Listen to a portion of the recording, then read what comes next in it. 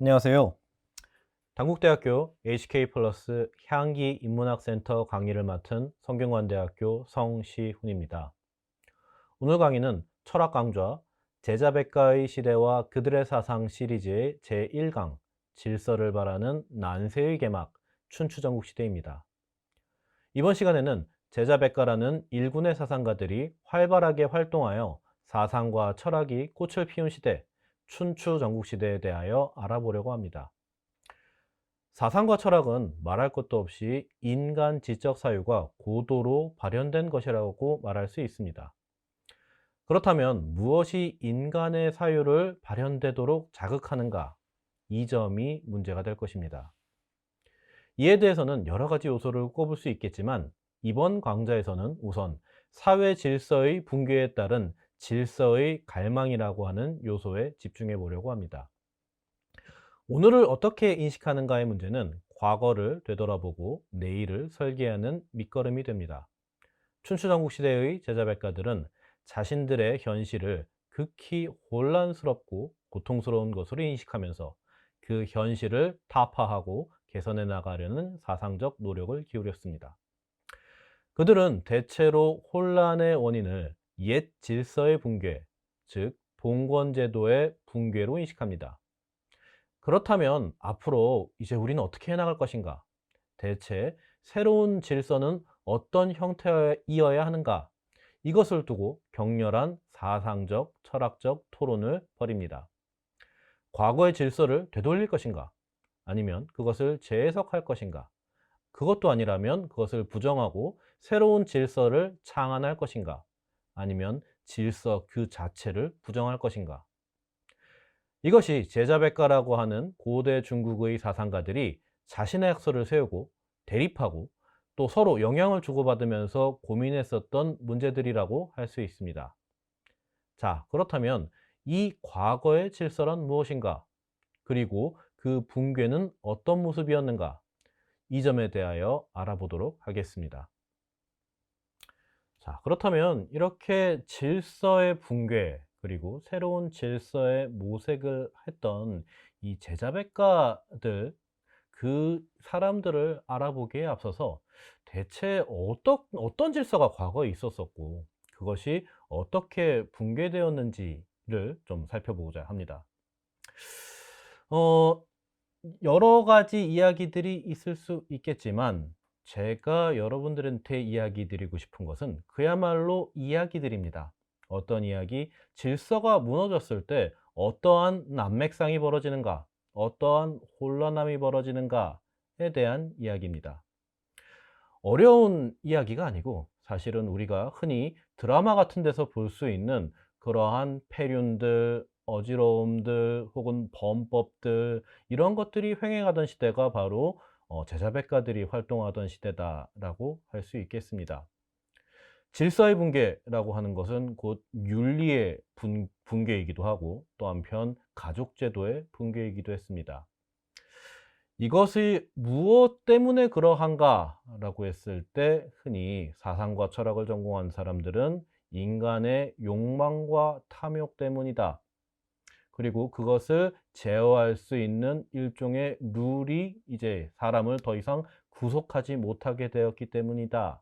라고 이야기합니다. 여기 연표를 하나 가지고 왔습니다. 연표라고 해서 그렇게 어려운 것은 아닙니다.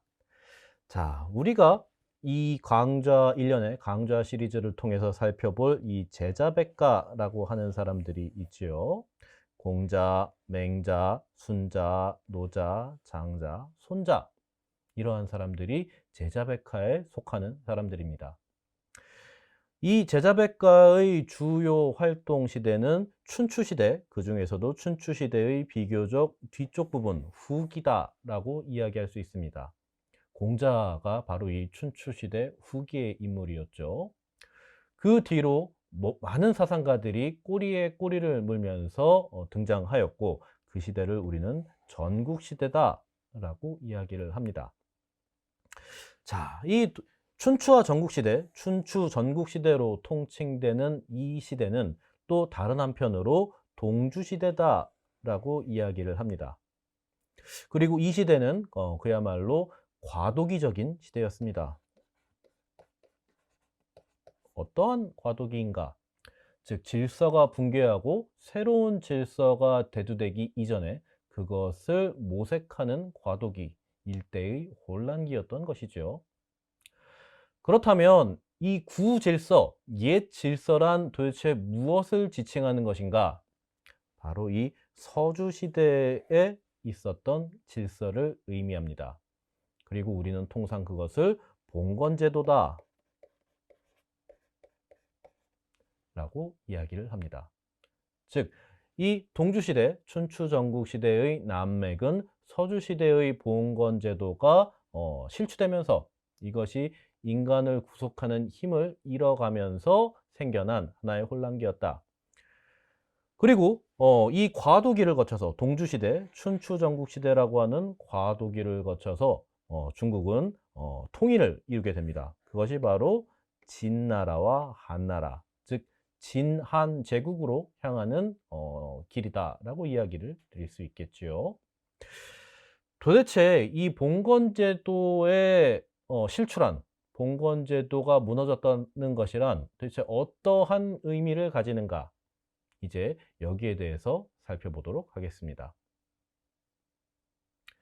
자, 과거의 질서, 즉 서주의 봉건제도입니다. 먼저 그 대체적인 정의를 알아보도록 하겠습니다. 자, 봉건제도란 것은 무엇이냐? 봉건이라고 하는 것이 있습니다. 봉건이라고 하는 것은 어떤 것이냐라고 한다면 이 하나의 정치체가 저 넓은 고대 중궁의 땅덩어리를 다스리기 위해서 구축한 하나의 종교적이고 정치적인 제도다라고 이야기할 수 있습니다. 중국 대륙이 너무 넓죠. 너무 넓은데 그것을 이 주나라라고 하는 하나의 나라가 장악하게 되었습니다.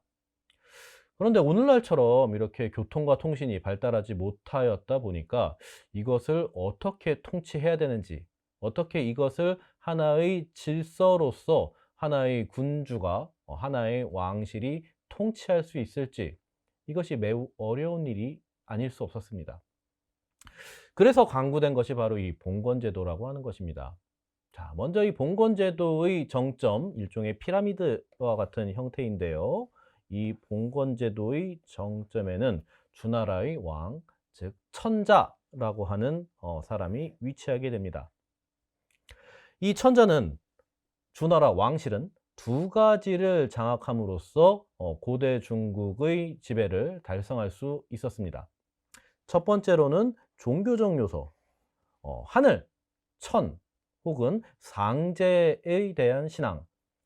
천과 상제는 종종 혼용되기도 하고 혼용되기도 하는 개념인데 너무 깊이 들어가지는 않겠습니다. 하늘과 상제는 일단 같은 존재로서 이해하셔도 큰 무리는 없을 것 같습니다. 이 하늘, 상제로부터 천자는 천명, 이 지상세계를 통치할 수 있는 어떤 권리 혹은 정당성을 부여받아서 모든 인간, 지상세계의 모든 인간을 통치한다 라고 이 사람들은 종교적으로 생각하고 있었습니다. 그 다음으로 제도적 요소가 있습니다. 어떠한 제도적 요소냐라고 하면 종법제도라고 하는 제도입니다.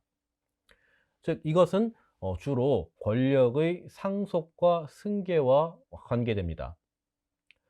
한 명의 권력자가 사망했을 때 그 권력이 어떻게 승계되고 상속되어야 하는지, 이 점은 참으로 고민스럽지 않을 수 없는 그런 지점입니다.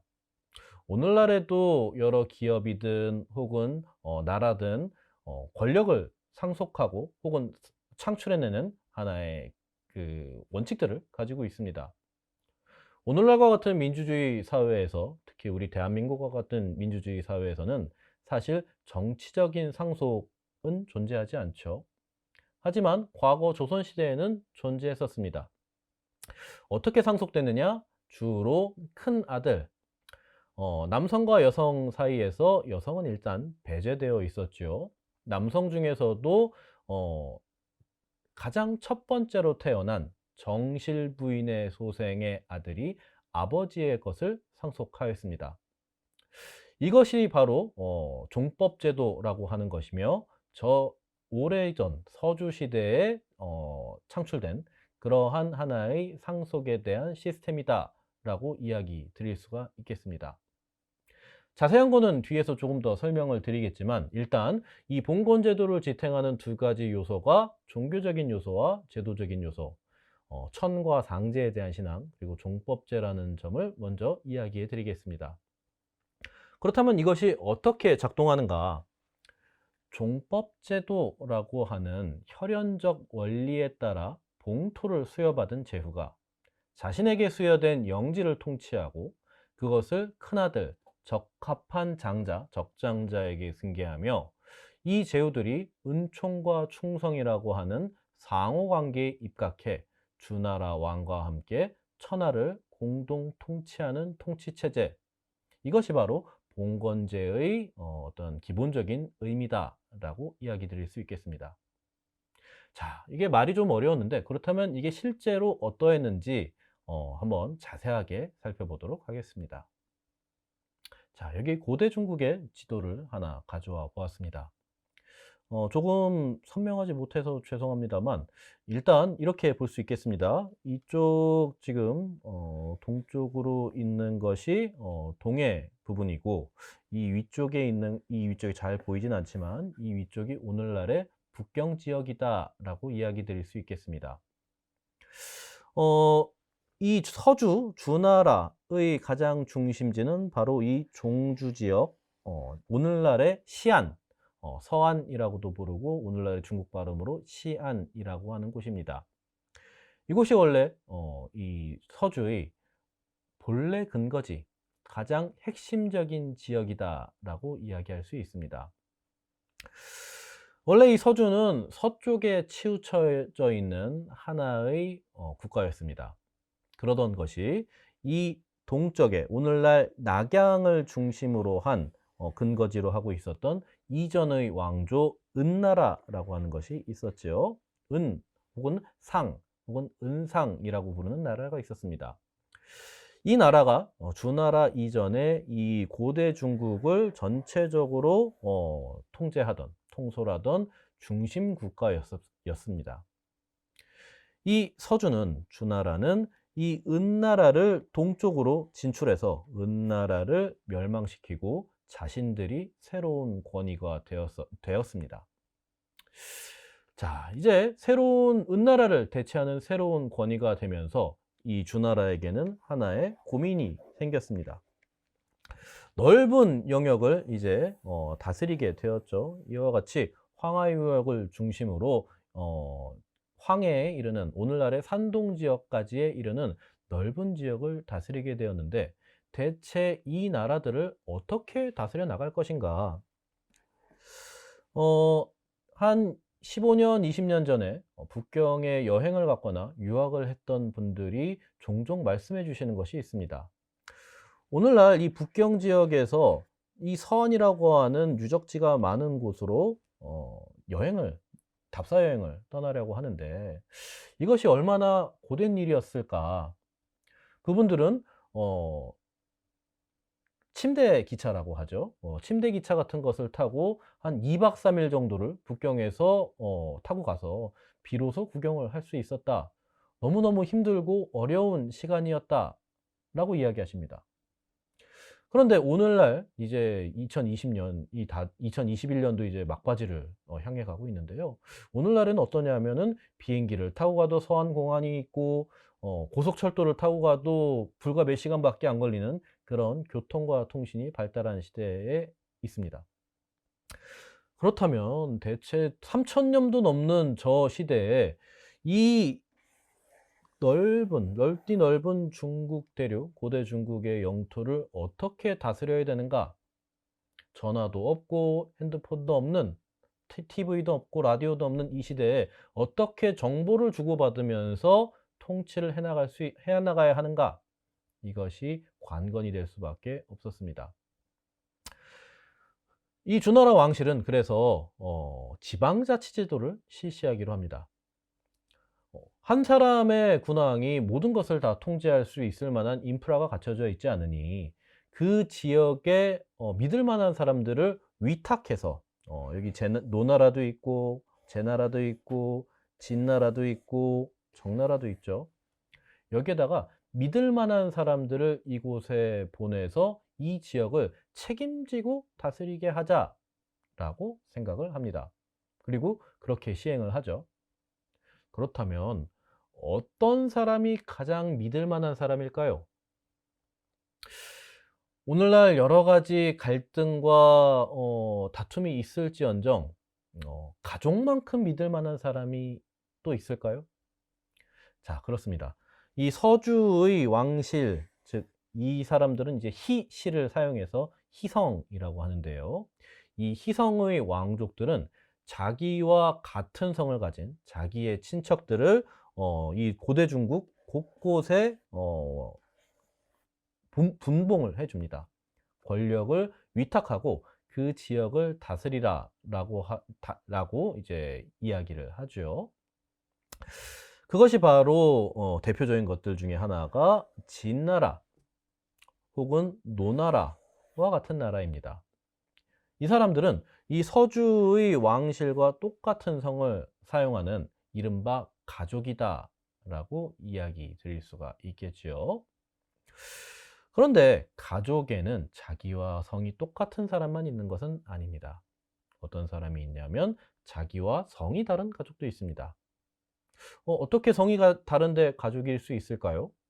자, 외갓집 혹은 처갓집 이런 사람들이 자기와 가족이 돼 성씨가 다른 가족이다라고 이야기할 수 있겠죠. 그 중에 대표적인 것이 바로 이 제나라다라고 이야기할 수 있습니다. 제나라는 전통적으로 강씨, 강성을 사용하던 부족이 이 지역을 통제하도록 위임받은 그런 나라입니다. 그렇다고 해서 이 희성, 자기와 같은 희성이 아니라고 해서 가깝지 않은 것이 아니죠. 굉장히 가까운 자기와 결혼을 한 통혼을 맺은 그런 여성과 함께하는 그런 부족이 바로 그런 나라가 바로 이 제나라입니다. 즉 여기 지도에는 몇 개의 나라만 소개를 해 드렸습니다만 이 고대 중국의 땅덩어리에는 수많은 분봉 국가들이 있었던 것이지요. 그래서 그 분봉 국가들을 최종적으로 통제하는 것이 바로 이 주나라 왕실의 권한이었습니다. 그리고 주나라 왕은 그들을 천의 이름을 빌어서 나는 하늘로부터 이 지상 세계를 통치할 수 있는 권한을 받았다. 그런데 나 혼자서 다 다스릴 수 없으니 저 지역들을 내가 가장 믿을 만한 그런 가족들 혹은 외척들에게 나누어 주겠다라고 책명을 내리죠. 이것이 바로 고대 중국의 봉건제도다라고 이야기할 수 있습니다. 자, 여기서 종법제도를 아직 설명드리지 않았는데 종법제도란 이러한 것입니다. 이 하나의 지역, 이 진나라의 예를 들어서 설명을 해드리자면 진나라의 이제 희성, 주나라의 성신 희성이 분봉이 되었습니다. 주나라 왕실에 매우 가까운 인척이지요. 그렇다면 최초로 분봉된 사람이 죽었을 때, 사망했을 때 그 권력은 어디로 가는가? 다시 주나라 왕실로 돌아가는가? 그렇지 않습니다.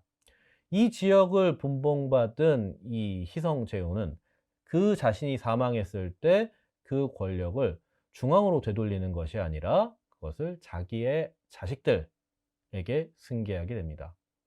그리고 그 승계의 원칙이 아까 말씀드렸던 종법제도, 자신의 적합한 적장자에게 물려주는 것이다 라고 할 수 있는 것이죠.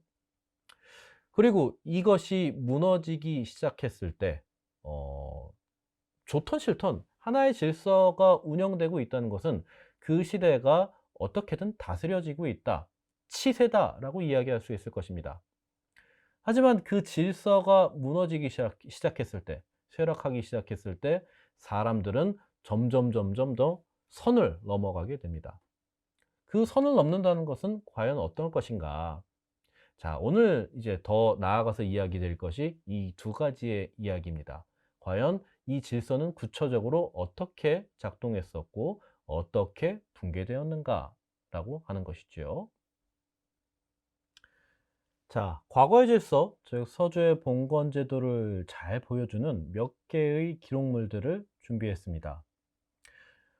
이 서주 시대는 제사라고 하는 것이 많이 성행하였습니다. 왜냐하면 아까도 이야기 드렸듯이 천에 대한 제사, 천에 대한 신앙이 매우 중요했기 때문에 천에 대해서 제사 지내는 것이 무척 중요했기 때문입니다.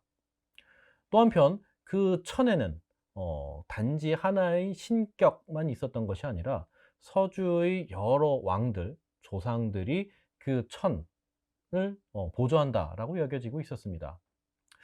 즉 이 사람들에게 있어서 제사라고 하는 것은 곧 지상세계에 어떤 영향력을 바로 끼칠 수 있는 매우 중요한 것이었다라고 이야기 드릴 수 있겠죠. 먼저 서주 초기의 기물인 하준이라고 하는 것의 기록, 명문을 살펴보겠습니다. 하준의 명문에는 이러한 내용이 있습니다.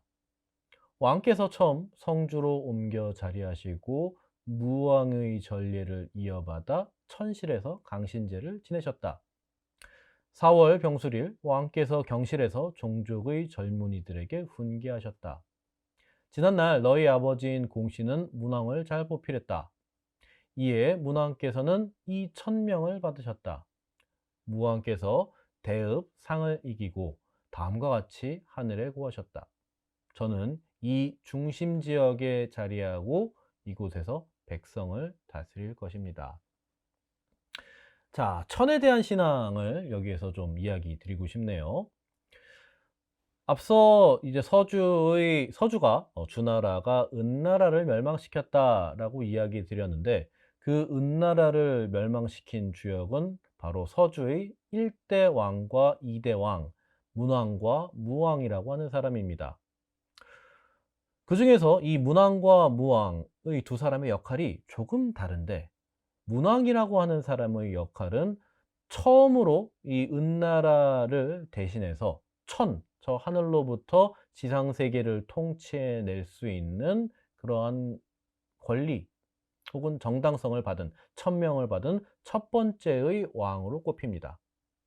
그리고 무왕이라고 하는 사람은 이 천명을 토대로 아버지인 문왕의 뒤를 이어서 천명을 토대로 실제로 은나라 혹은 상나라라고도 부르는 이 나라를 정벌하는 데 성공한 사람이다 라고 여겨지고 있습니다. 이 명문에서 언급되는 왕은 그 무왕의 아들, 즉 서주의 3대 왕인 성왕이라고 하는 사람으로 여겨집니다. 이 성왕이라고 하는 사람은 이렇죠. 이 무왕이 예전에 행했었던 전례, 즉 예의, 예법 이런 것들을 이어받아서, 즉 제사를 의미합니다. 이 제사를 이어받아 천실, 하늘에 대한 제사를 지내는 어떠한 공간에서 강신제를 지내셨다. 이것은 당연히 서주의 왕에게만 허락되는 무척 중요한 것이었겠죠. 무척 중요한 의식이었을 것입니다. 그리고 그것이 끝나고서 이 자기 종족의 히시 종족의 젊은이들에게 이렇게 이야기를 합니다. 지난날 너희 아버지의 공씨는 문왕을 잘 보필해 주셨다. 그래서 문왕께서 이 천명을 받을 수가 있었다. 문왕이 천명을 받았던 것은 자기 혼자 잘해서 그런 것이 아니라 모든 종족들이 똘똘 힘을 합쳐서 받을 수 있었던 것이고 너희 아버지인 공씨는 그 중에 한 명이었다 라고 이야기를 하는 거죠. 그래서 이 문왕의 뒤를 이어서 무왕께서는 이 커다란 나라, 대읍상, 커다란 나라인 상나라를 이기실 수가 있었다. 즉, 이 고대 중국의 지배를 달성할 수가 있었다. 그리고 이 무왕은 하늘에다가 이 은나라를, 상나라를 이긴 다음에 다음과 같이 말씀하셨다. 하늘에다가 저는 이 중심 지역에서 자리하면서 여기에서 백성을 다스릴 것입니다. 여기에 대해서 승인해 주시기 바랍니다. 라고 하늘에게 고하고 또 한편 모든 사람들에게 선포했다는 것이죠. 여기에서 이 하준 명문에서 천에 대한 명령, 천의 명령, 천이 이 지상 세계를 다스릴 것이 주나라 왕실에게 명령되었다고 하는 것이 분명하게 보이고 있습니다. 다음으로 또 비슷한 시기의 기물입니다. 기물 모양은 하준과 조금 다르게 생겼죠. 천망괴, 천망이라고 하는 사람이 제작한 괴라고 하는 기물의 명문입니다.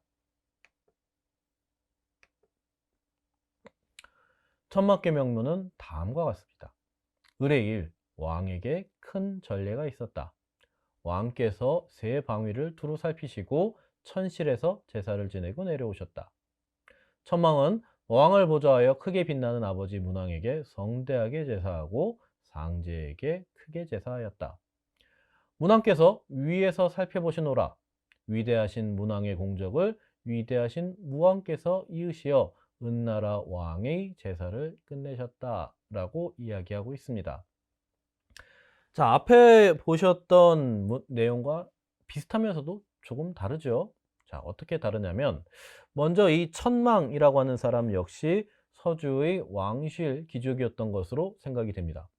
그러니까 일대 왕인 문왕을 아버지라고 이야기할 수 있겠죠. 그래서 이 천망은 왕을 보좌하여 크게 빛나는 아버지 문왕에게 성대하게 자기 나라를 처음으로 개창한 일대 왕에게 크게 제사하고 동시에 상제, 천과 상제는 사실상 동일한 말로 이해하셔도 좋을 것 같습니다. 이 상제에게 크게 제사를 하셨다. 근데 뒤에 부분이 조금 흥미롭습니다. 어떻게 흥미롭냐면 이 문왕이라고 하는 사람은 이미 사망을 했지만 그냥 사망한 채로 있는 것이 아니라 죽어서 이 위쪽에 윗세계에 올라가서 여전히 우리 아랫세계, 이 지상세계를 굽어 살피고 있습니다. 그리고 그것은 단지 살펴보는 데에서 그치는 것이 아니라 이 지상세계에 어떠한 영향력을 직접 끼칠 수도 있는 것으로 이 서주시대 사람들은 이해하고 있었습니다. 그러니 이 제사라고 하는 행위는 단순히 그 사람을 추모하는 행위가 아니라 이 지상세계의 현실을 살아가는 사람들이 복을 갈구하는 저분들이 잘 도와주셔서 이 지상세계에 좋은 영향력을 내려주셔야 된다라고 하는 그 영향력을 갈구하는 행위이기도 했었던 것입니다.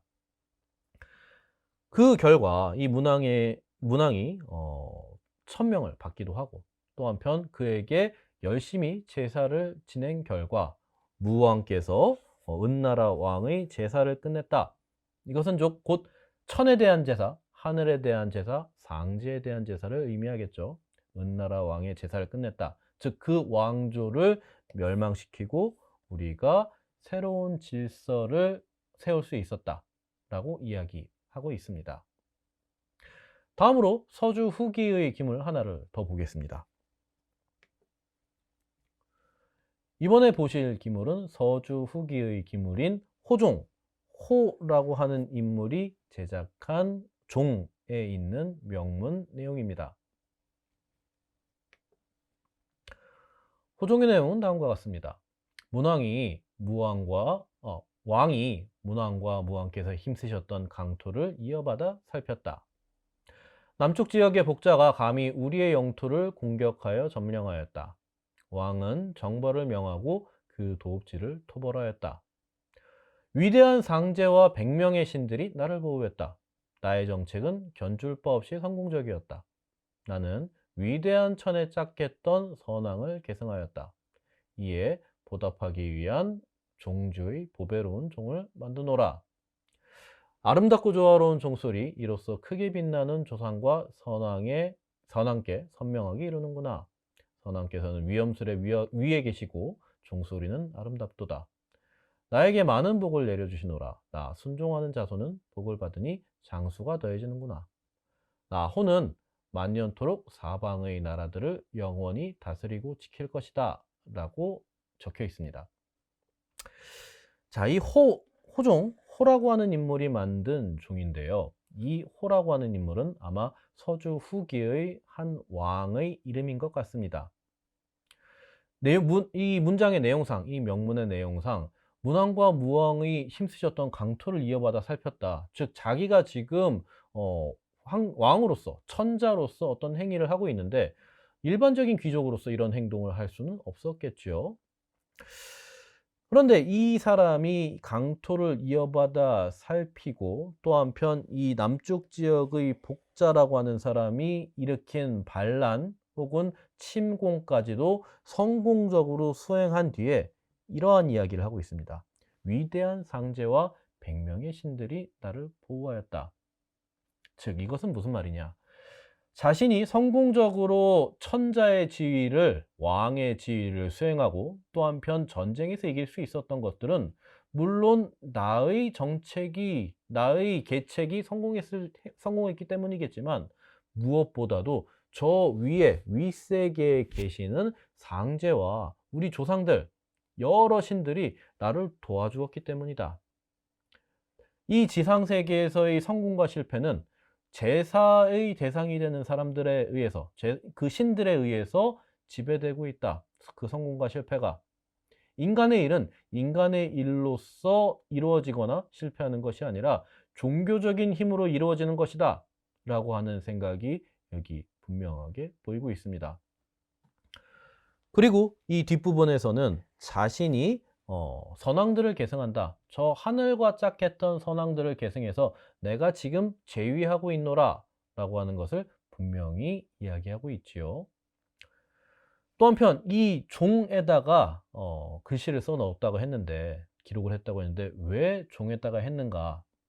종이라고 하는 것이 울려서 아름다운 소리가 나서 그것을 우리 현세의 인간들이 보고 즐기는 것이 아니라 그것을 저 위에 계신 상제, 천, 그리고 조상들에게 바치는, 음악을 바치는 하나의 찬송가로서 사용을 하고 있습니다. 그리고 이러한 아름다운 음악을 저 신들이 잘 받아들이면서 흡족하게 여기면서 위에서 계시면서 복을 내려주시노라. 이 복이라고 하는 것은 자기의 지금 현재의 성공뿐만 아니라 수명, 목숨과도 관련이 되어 있죠. 즉, 이 세계의 모든 것, 지상 세계의 모든 것은 다 저 위에 계시는 신들의 보살핌 때문이다. 끊임없이 제사를 지내고 끊임없이 그들을 섬겨야 된다라고 하는 생각이 바로 이 호정 명분에 드러나고 있습니다. 그렇다면 이것은 서주 왕실 귀족만 그랬었던 것일까? 그렇지 않습니다. 아마도 그 당시에 일정 부분의 권력을 소유하고 있었던 모든 귀족 계층이라고 한다면 이렇게 자신의 조상들이 저 위에서부터 복을 내려준다라고 하는 것을 분명하게 감지하고 있었을 것 같습니다. 그것을 잘 보여주는 것이 바로 이 종괴, 종이라고 하는 사람이 만든 괴의 기록입니다. 여기에서도 하나의 전쟁이 언급되고 있습니다. 이민족이 공격해왔다. 종은 유사와 사시, 즉 그 실무자들과 군대를 이끌고 림이라고 하는 지역에서 이민족을 막고 호라고 하는 지역에서 그들을 격파했다. 나의 문무께서는, 우리 어머니께서는 그 아들 종의 마음을 넓고 원대하게 하시고 영원히 종의 육신을 비호하여 그 적을 이기게 하셨다. 전투가 끝났고 종의 몸에는 상함이 없었다. 이에 아들 종은 손을 모으고 머리를 조아리며 문무께서 보호하심을 찬양하니 이를 위하여 문모 일경을 위한 보배롭고 존귀한 괴를 만드노라 라고 이야기되고 있습니다. 자, 여기에서도 하나의 귀족이 등장하고 그가 전쟁에서 승리할 수 있었던 요인들이 언급되고 있습니다. 자, 그런데 여기서는 어떤 사람이 그 주요한 신으로 언급되냐면 자신의 어머니, 아버지뿐만이 아니라 어머니께서도 저 위에 상계에 계시면서 윗세계에 계시면서 그 지상세계에 있는 그의 아들의 마음과 몸, 이 두 가지를 전부 다 케어해 주고 있습니다.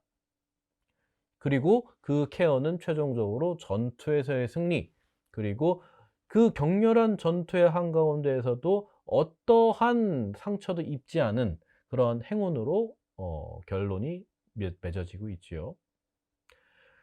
그래서 이 아들 종은 자기 자신을 이렇게 잘 보호해 준 어머니를 위해서 큰 제사 그릇을 만들고 거기에 풍성한 재물들을 담아서 이것들을 제사를 지냈습니다. 자, 여기에서도 한 귀족에게 저 윗세계에 계시는 영혼들이, 자신의 조상들이 그를 돌봐주는 모습들이 잘 드러나 있습니다. 자, 또 한편 이들이 가질 수 있었던 권력의 원천은 무엇이었을까요? 아까 말씀드렸던 종법 질서일 것입니다. 즉, 이 종이라고 하는 인물이 하나의 제후가 될 수 있고 하나의 권력의 위에 오를 수 있었던 것은 그 자신의 능력이라기보다는 핏줄 때문이겠죠. 그 핏줄이란 바로 자신이 적장자로서 계승을 받은 그런 것일 겁니다.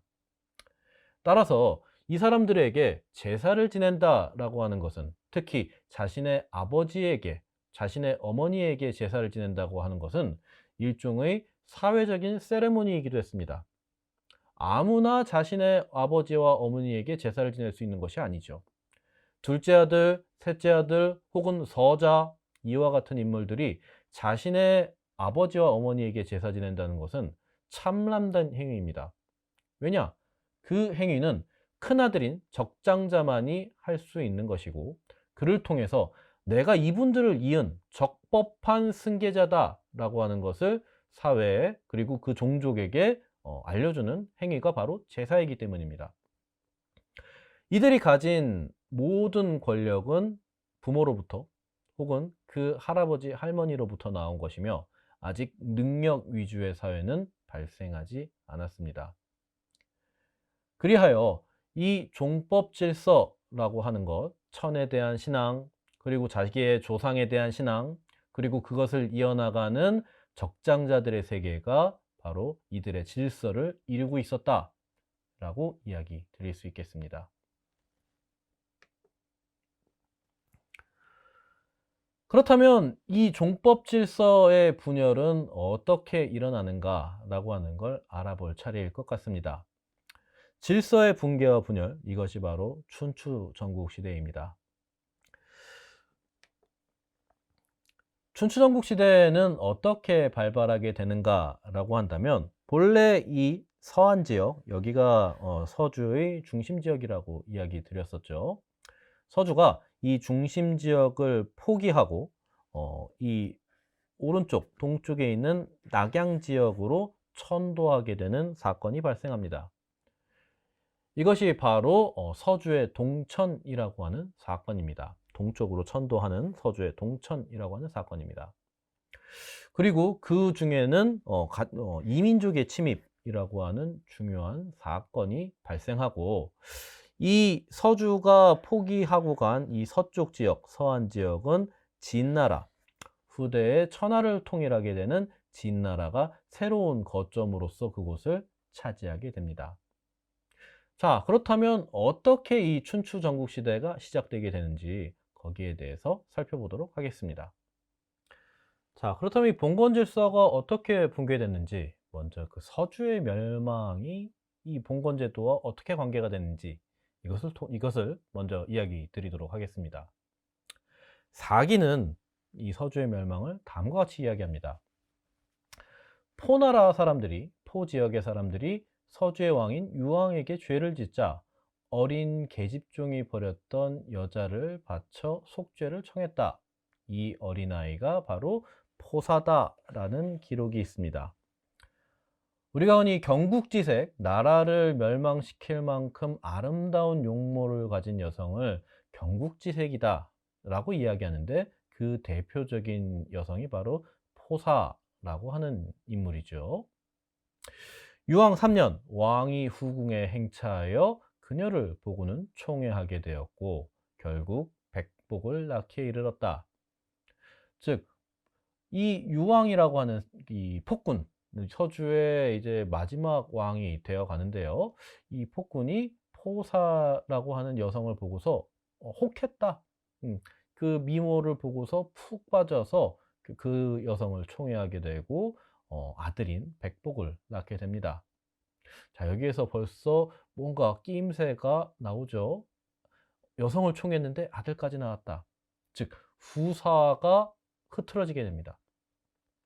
유왕은 결국 원래 자신의 정실부인 정비인 신후, 신이라고 하는 나라에서 시집을 와서 신씨 집안에서 시집을 와서 신후라고 하는 명칭으로 불리는 이 정비의 신후와 그 여성이 낳은 적법한 적장자인 태자를 폐위시키고 자신이 사랑하는 포사와 백복을 왕후와 태자로 삼게 됩니다.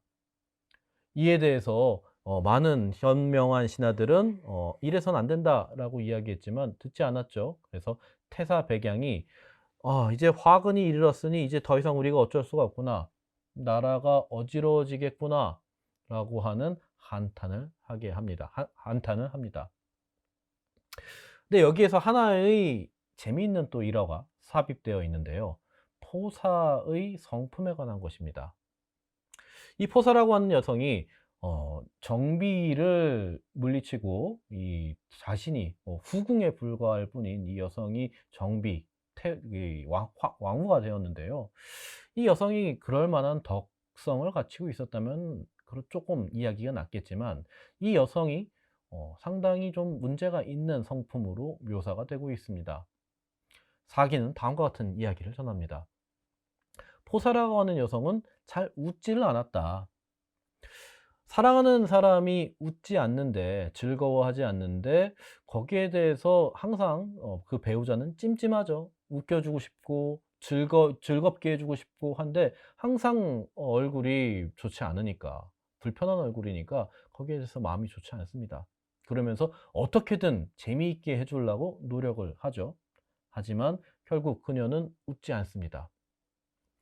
그런데 어느 날 유왕이 봉수와 큰 북을 만들어서 이 나라의 방위 시스템을 만들어 놓고 있었는데 이 봉수와 큰 북을 어느 날 칩니다.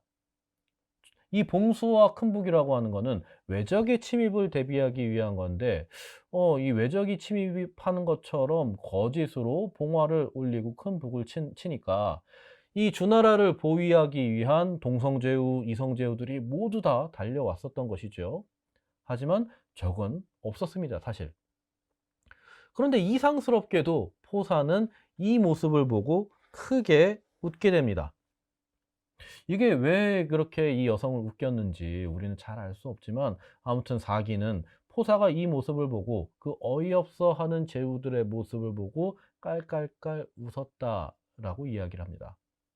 그리고 유왕은 이 사랑하는 사람의 웃는 모습을 보기 위해서 국가 방위 시스템을 거짓으로 자꾸만 작동을 시켰죠.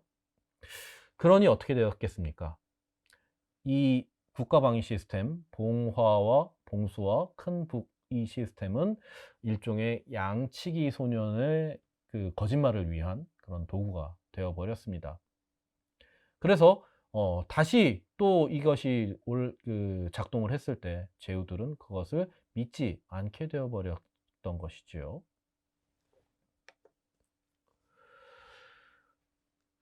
왕후 신씨를 패하고 태자를 내치자 신후가 노하여 증과 서희, 견윤과 함께 유왕을 공격합니다. 자, 왕비가 될 수 있는 사람은 그 집안은 어떤 곳일까요? 당연히 왕실과 어울릴 만한 그러한 부와 권력을 가진 그러한 정치체였을 것입니다. 이 신우의 시아버지가 아니죠. 신후의 친정아버지인 이 신씨의 친정아버지인 신후는 아니 어떤 여자 때문에 저 알지도 못하는 저런 후궁 때문에 내 딸과 우리 손자를 저렇게 내쫓아? 용납할 수 없죠.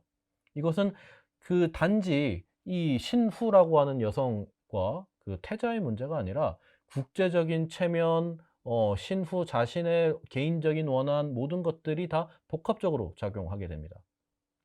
그래서 이 신후는 증과 서의, 견융이라고 하는 이민족들을 규합해서 이 주나라를 공격하게 됩니다. 이 유황은 자기의 나라가 위태롭게 되었으니까 국가 방위 시스템을 작동시켰겠죠. 봉화를 작동시켰지만 군대는 오지 않습니다. 제후들은 오지 않습니다. 이미 양치기 소년이 된 후입니다. 그래서 결국 유황은 여산 아래에서 죽고 포사 이 여성은 사로잡혔으며 주나라가 가지고 있었던 국부, 재물들은 모두 약탈당합니다. 그리고 제후들은 신우에게 가서 유황의 태자였던 의구를 새로운 왕으로 옹립하게 되고 그가 바로 평왕입니다.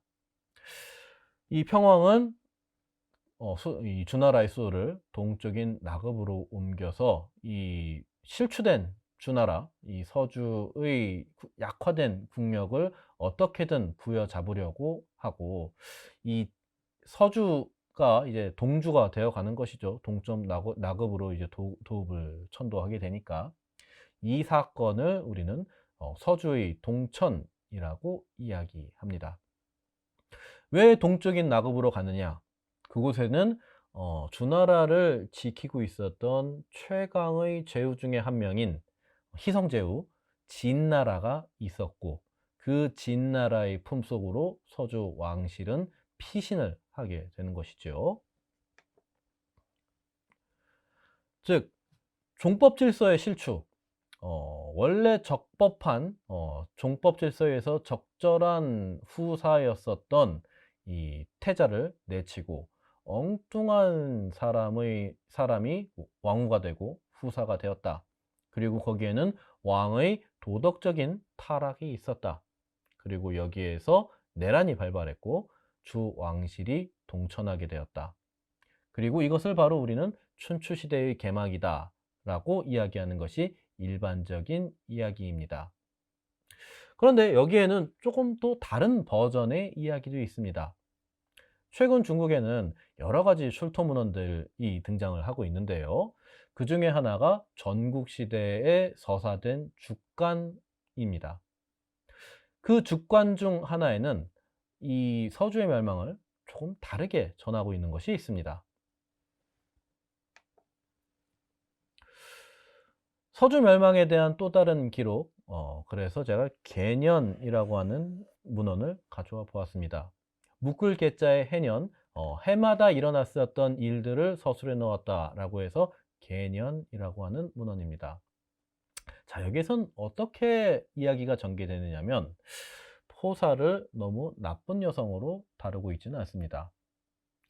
자, 사기에서 포사라고 하는 여성의 나쁜 성품을 강조하고 있었다라고 했는데 이것은 아마도 후대에 일정 부분 윤색되고 나쁘게 만들어진 이야기인 것 같습니다. 자, 어째서냐? 저 봉화제도, 봉수제도라고 하는 것은 사실 이 서주 시대에 존재하지 않았었기 때문입니다. 이것은 진나라가 천하를 통일하고 나서 진시황의 시절에 어, 저쪽 북쪽의 이민족들을 견제하기 위해서 그들의 침입을 방위하기 위해서 만든 시스템이다라고 우리가 알고 있기 때문입니다. 즉, 한 500년 전, 600년 전인 것이죠. 이 춘추 그 봉화제도가 만들어지기 전에 있지도 않은 제도를 가지고서 포서라고 하는 여성이 나쁜 여성이다 라고 이야기를 하고 있는 것입니다. 이 사기 주봉기는. 그렇기 때문에 이 포사라고 하는 여성을 저렇게 악독하고 나쁜 성품으로 묘사하는 것에는 문제가 있는 것이다 라고 생각을 하던 사람들이 있었습니다. 그런데 이 개년이라고 하는 문헌에서는 과연 어떻게 이야기가 나오고 있을까요?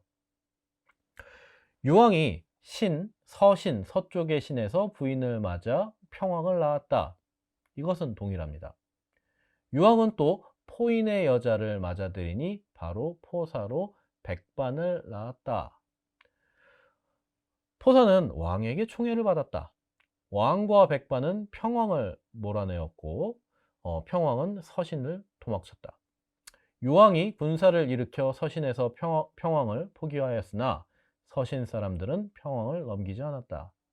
증나라 사람은 이에 서용을 불러내어 유왕을 공격하니 유왕과 백반은 죽고 주나라는 멸망하였다 라고 이야기가 되어 있습니다. 즉 여기에서 포사라고 하는 여성은 그다지 나쁜 여성으로 묘사되고 있지는 않습니다. 물론 왕에게 총애를 받았고 그 적법한 적장자인 태자, 즉 평왕을 몰아낸 것까지는 사실이죠. 하지만 여기에서도 어떻게 묘사되고 있냐면 왕과 백반이 함께 평왕을 몰아냈다. 즉, 이 유왕이 포사라고 하는 여성의 미모에 미쳐서 혼자만 그렇게 했던 것이 아니라 사실 그 후사를 위해서 적법하지 않은 아들이 아버지와 함께 짜고서 큰형을 몰아내는 그런 형국이 되고 있습니다. 그리고 이번에는 유왕이 직접 신나라로 가서 평왕을 잡아 죽이려고 하죠. 사기에서는 신나라에서 신후가 주나라를 공격했었다라고 이야기되는데 여기서 또한 사건의 경위가 조금 다릅니다. 그랬더니 증나라 사람과 서융이 함께 연합해서 유왕을 공격했다. 즉 신나라는 이 장인의 나라는 주나라를 공격하지 않은 것으로 되어 있습니다. 자, 이렇게 역사에는 조금씩 다른 버전의 기록들이 전해집니다. 무엇이 진실인지는 잘 알 수 없습니다만 여기에서 일단 중요한 것은 어쨌든 간에 후사 문제에 있어서 적장자 위주의 어떤 승계가 이루어지지 않았을 때, 거기에 다른 요소가 개입하지 않았을 때 질서가 파괴된다 라고 하는 점은 분명하게 드러나고 있는 것이지요.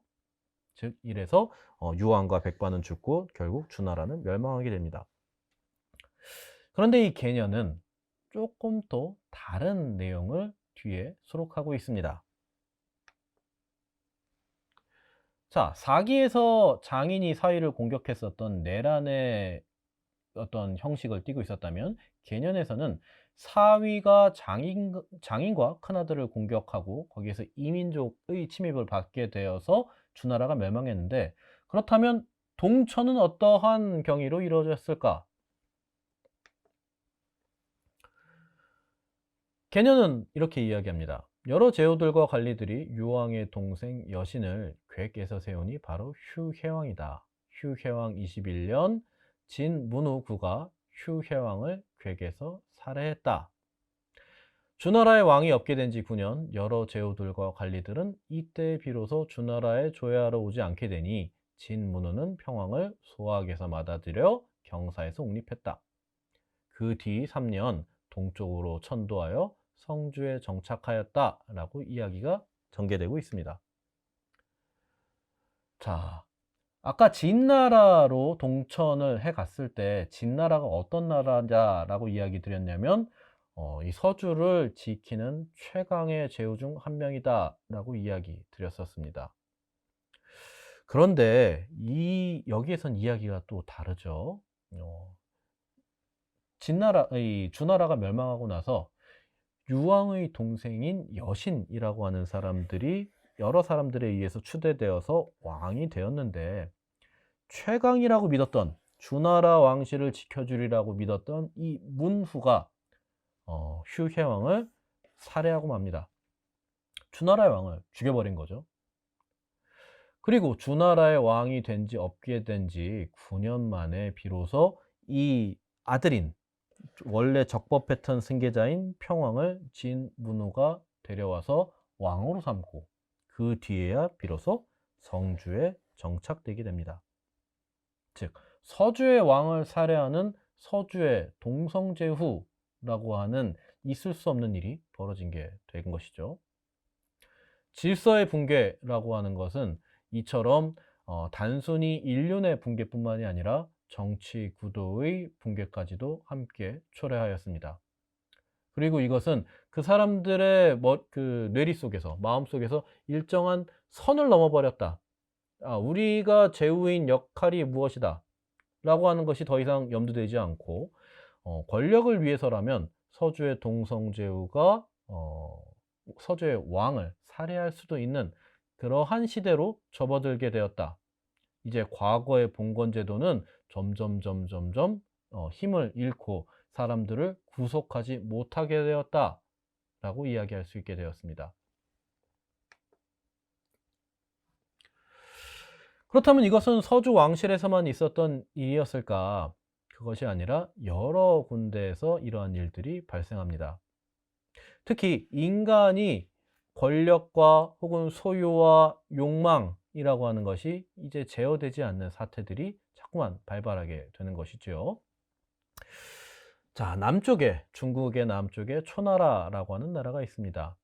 이 초나라를 중심으로 진나라, 채나라, 식나라라고 하는 조그마한 나라들이 부용 국가로서, 여기에 부속된 국가로서 존재하고 있었습니다. 이 네 나라 사이에 이 인간의 욕망과 탐욕, 제어되지 않는 이 탐욕 때문에 어떤 일이 벌어지는가, 이 점을 하나 소개해 드리고자 합니다. 역시 개년이라고 하는 문헌에 나와 있는 에피소드입니다.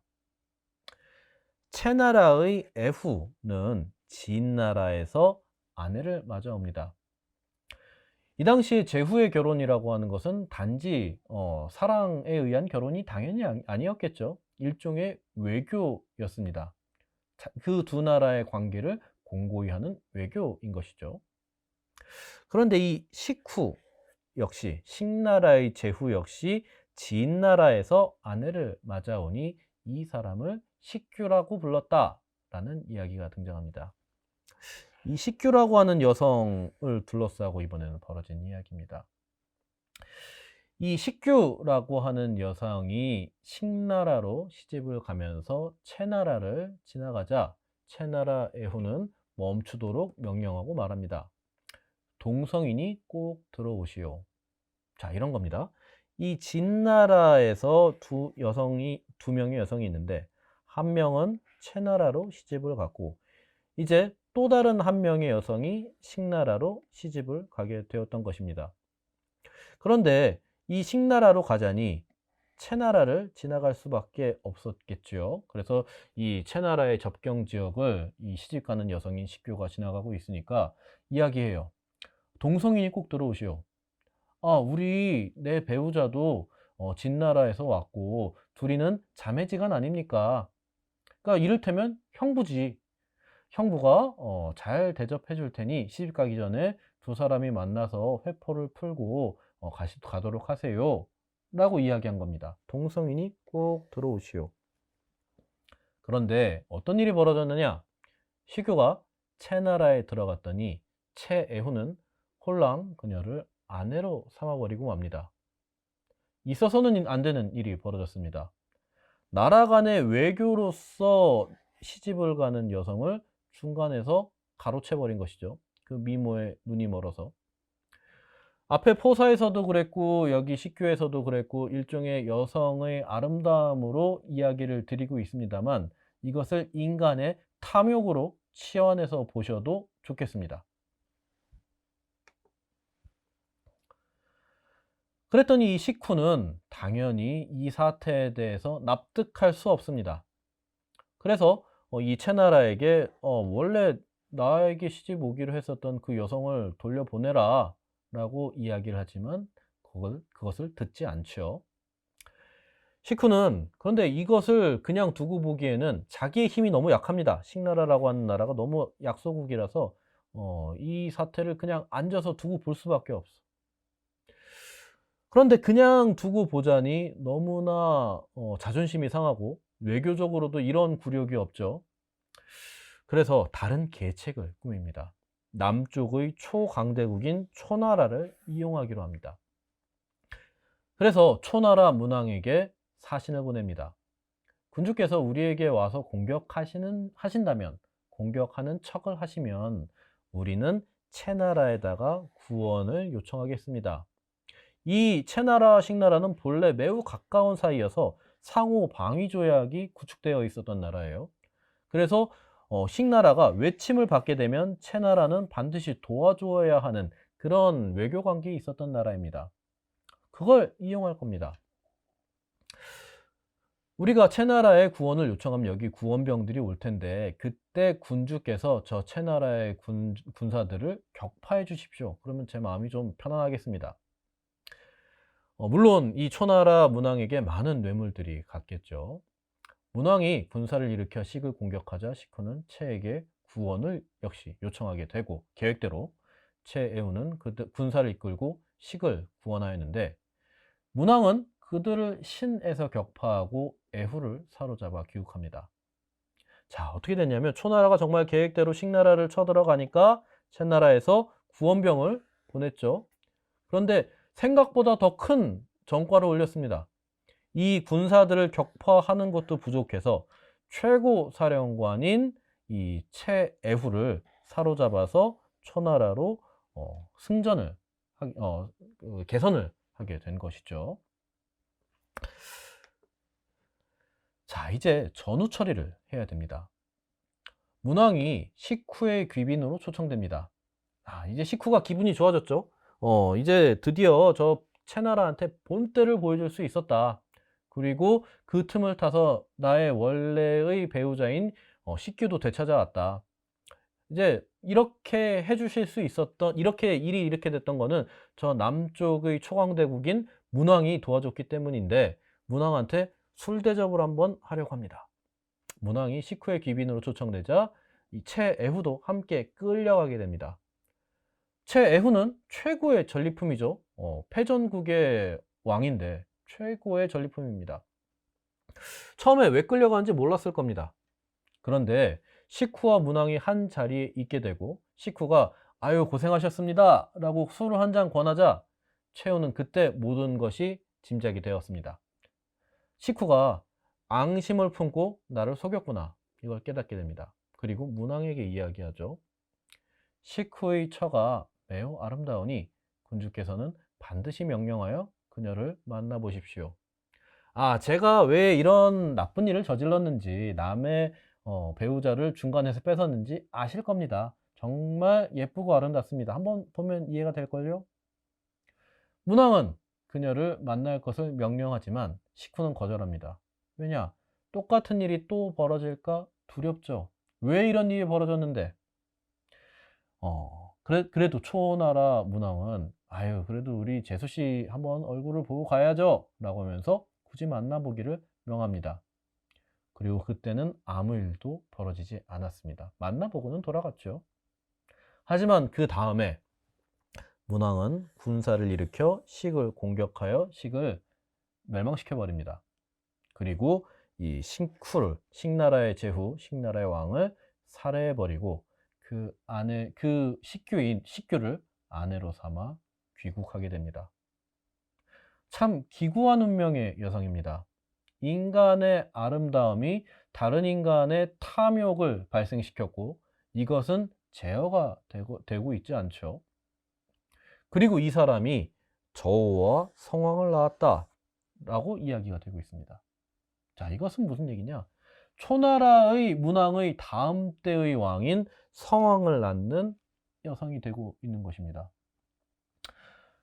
저렇게 기구한 운명임에도 불구하고 결국 마지막에는 초나라의 태후가 되는 이 여성의 운명을 과연 우리는 어떻게 받아들여야 할까요? 정말 저 여성이 행복하게 살다 갔는지 아니면 스스로 불행하다고 생각했을지. 왜냐하면 저 초강대국의 왕의 후사를 낳았고 그 태후가 되었다고 하는 것은 이 당시에 더 이상 갈 곳 없는 권력의 정점, 여성으로서 권력의 정점에 설 수 있었던 것입니다. 하지만 또 한편 오늘날의 기준으로 봤을 때 이 여성은 자신의 운명을 자신이 개척하지도 못했을 뿐더러 여러 사람의 욕망에 이끌리다가 결국 저 결과를 받아들였을 뿐이겠지요. 자, 이러한 난맥이 일어나고 있을 때 또 한편 초나라의 사정은 어땠을까? 초나라 문왕에게도 역시 본래의 정비가 있었을 것입니다. 그리고 어디에서 데려온 저 예쁜 여성인 식교가 그 자리를 차지하게 되었겠죠. 이러한 사태는 주나라가 멸망했을 때의 사태를 다시금 떠올리게 합니다. 자, 종법 질서라고 하는 하나의 질서가 무너지면서 인간 사회에 전쟁과 투쟁이 계속해서 일어나고 있는 것이지요.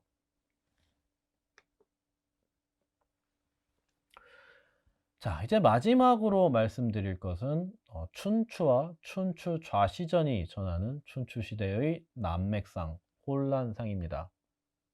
여기에서는 아들과 어머니 그리고 그 동생이 한 나라의 권력을 두고서 서로 드자비질을 하는 내전을 벌이는 일이 잘 보여지고 있습니다. 춘추라고 하는 책에는 이러한 내용이 있습니다.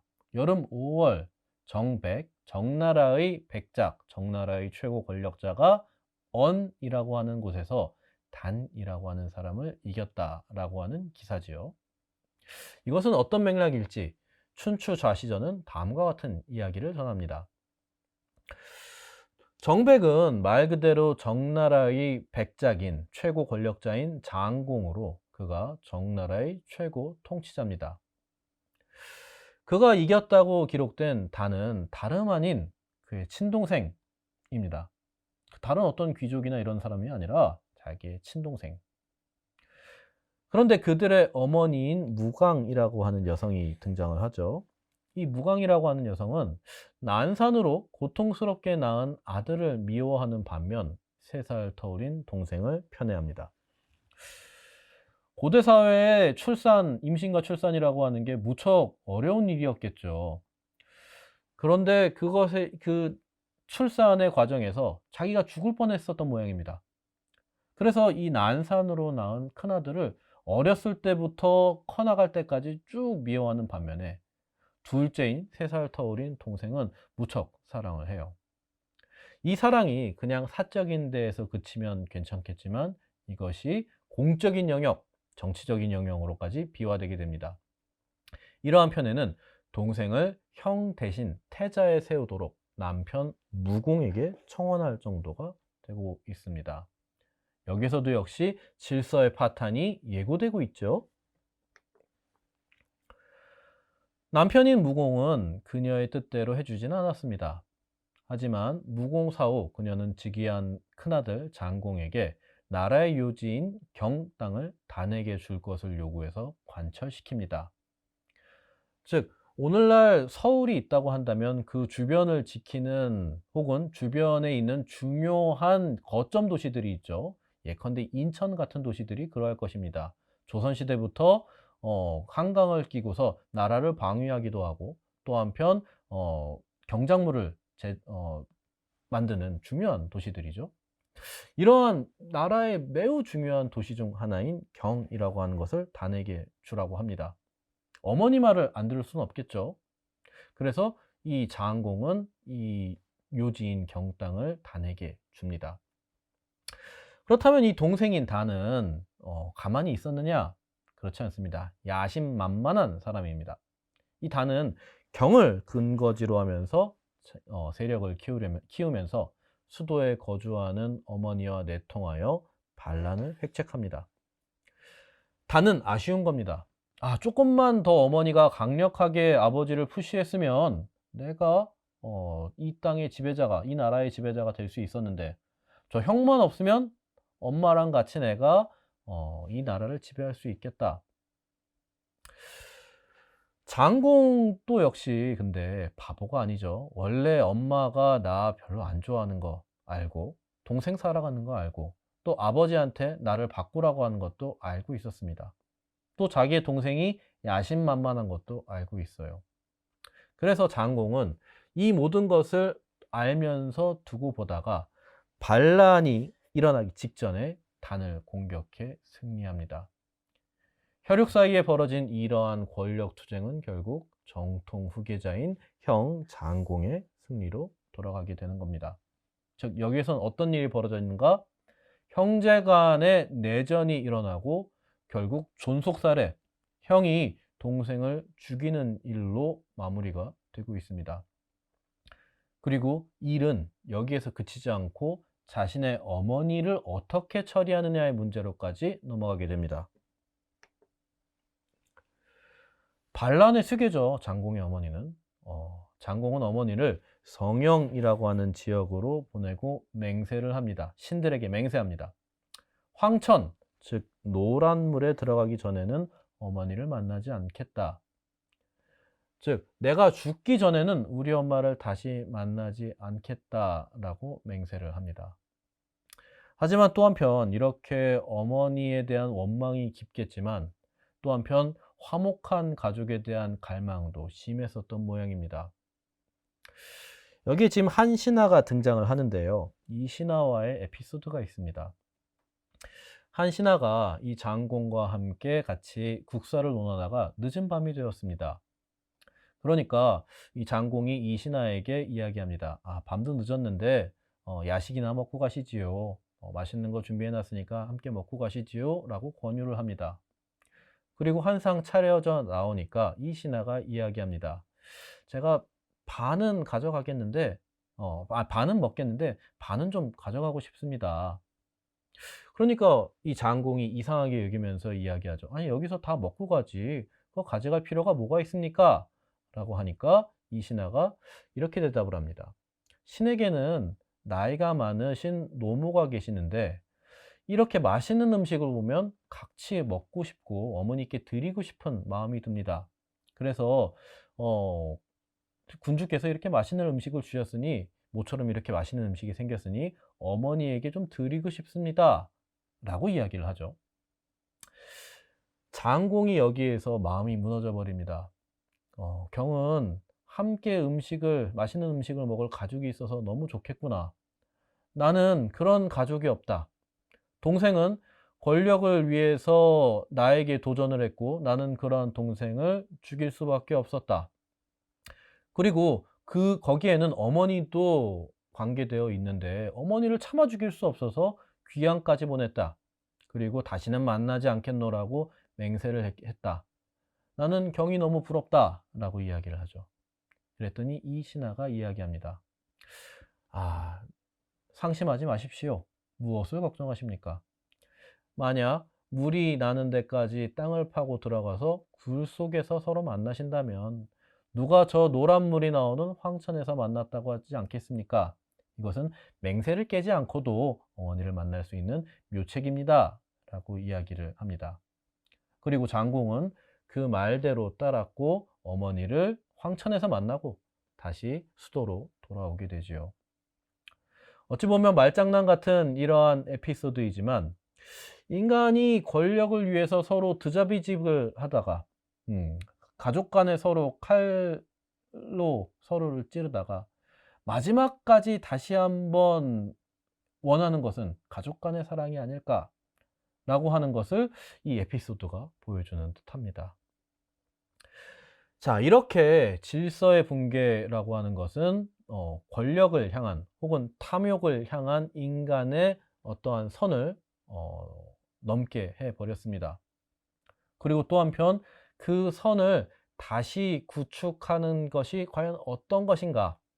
이러한 가족 간의 관계는 어떠해야 하는가? 또 한편 군신 간의 관계, 제후와 왕의 관계는 어때야 하는가? 과거로 돌아갈 것인가? 아니면 새로운 질서를 구축할 것인가? 아니면 이 모든 것들을 부정해 버릴 것인가? 이러한 것들을 두고서 많은 사람들이 고민을 하게 됩니다. 이것이 바로 춘추 전국 시대의 제자백가들이 활동했었던 이러한 혼란한 시대였다라고 이야기할 수 있겠죠. 자, 이러한 혼란한 이러한 시대를 어떻게 고민했을지 이제 다음 강좌에서 여러분들께 이야기를 드릴 수 있을 것 같습니다. 이 첫 강좌는 여기에서 마치도록 하겠습니다. 여기까지 경청해 주셔서 감사합니다.